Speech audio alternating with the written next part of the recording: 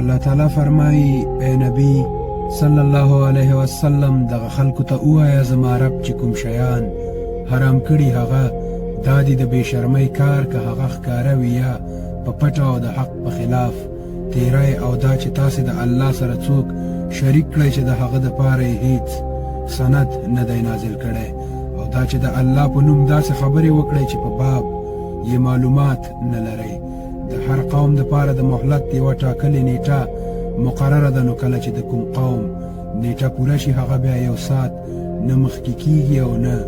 وروسته کیږي او الله د پیدایښت په پیل کې دا خبره صفا ویلې وه د آدم اولادونو په یاد یې ولرئ که چیرې تاسې ته ستاسې څخه پیغمبران راشي او تاسې ته زما آیاتونه اوروي نو څوک چې د سرغړونې څخه ډډه وکړي او د خپل عمل اصلاح وکړي د هغه دپاره هیڅ یره او هیڅ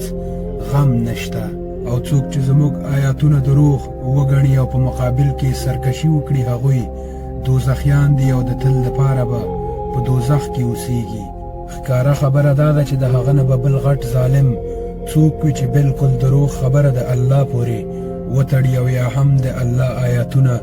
دروغ وبولي داسې خلک به د خپل تقدیر سره سمه خپله برخه عمومي او هغه وخت چې زموږ لیږل شوي فرښتې د هغوی د روح اخیستلو دپاره راشي نو بیا به فرښتې له هغوی پوښتنه وکړي چې اوس چیرې دي هغه خدایان چې تاسې به د الله نه پرته هغوی ته آواز کوو هغوی به ووایي چې اوس ټول د موږ نه ورک دي او هغوی به پخپله په خپل ځان ګواهي ورکړي او وبه وایي چې واقع موږ د حق نه منکران وو بیا به الله ورته وفرمایي چې ځئ تاسې هم هغه دوزخ ته لاړ شئ چې له تاسې نه مخکې د پیریانو او د انسانانو ډلې تللې دي هره ډله چې به دوزخ ته داخلیږي له ځان نه به په مخکینۍ ډلې لعنت وایي تر دې پورې چې ټول یو ځای ته راټول شي نو وروستنۍ ډله به د مخکینۍ ډلې په حق کې وایي چې ای ربه دا هغه خلک دي چې موږ یې ګمراه کړي وو دوی ته دوه چنده عذاب ورکړه الله به جواب ورکړي د هرې ډلې دپاره دوه چنده عذاب دی خو تاسې نه پوهیږئ او بیا به مخکینۍ ډله وروستنۍ ډلې ته وایي که موږ د الزام او د سزا قابل وو نو تاسې په موږ څه ښه توب درلود اوس د خپلو کړنو په نتیجه کې د عذاب خوند وڅکئ نو د آدم اولادونو باور ولرئ چا چې زموږ آیاتونه دروغ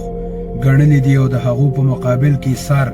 غړولی ده د هغو دپاره به د اسمان دروازې هیڅ کله خلاصې نه کړی شي جنت ته د هغوی داخلېدل دومره ناممکن دي لکه د ستنې د سوري نه چې د اوښ تیرېدل ناممکن دي او مجرمانو ته زموږ له طرفه همداسې بدل ورکول کیږي د هغوی دپاره خو به د دوزخ غوړېدلی فرش او د همغه دوزخ له پاسه به د اغوستلو څادر وي او دا هغه بدله ده چې موږ یې ظالمانو ته ورکوو او د دې برخلاف چا چې زموږ آیاتونه منلي دي او ښه کارونه یې کړي دي نو په دې باب موږ هر څوک د هغه د وس په اندازه مسؤل ګرځوو هغوی جنتیان دي او هلته به همیش اوسیږي او د هغوی په زړونو کې چې یو د بل په خلاف کینه وي هغه به ترېنه موږ ایسته کړو او د هغوی لاندې به بهیدونکې ولې بهیږي هغوی به وایي چې ثنا او ستاینه الله لره ده چې موږ ته یې لار راوښوده که نه یې موږ خو په خپله لار خپله نه شوه موندلی که الله موږ ته لارښوونه نه وی کړې او زموږ د رب رالیږل شوي پیغمبران په رښتیا سره په حق راغلي ول په هغه وخت کې به آواز وکړی شي دا جنت چې تاسې وارثان یاست دا تاسې ته د هغه اعمالو په بدل کې درکړی شو چې تاسې به په دنیا کې کول بیا به جنتیان دوزخیانو ته آواز وکړي وبه وایي موږ خو هغه وعدې ټولې وموندلې زموږ پروردګار چې له موږ سره کړې وي آیا تاسې هم هغه وعدې وموندلې چې ستاسې رب له تاسې سره کړې وي هغوی به جواب ورکړي هو په دغه وخت کې به آواز کوونکی آواز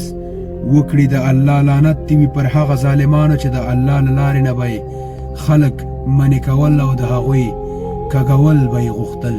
چې د حق نه منکران ول السلام علیکم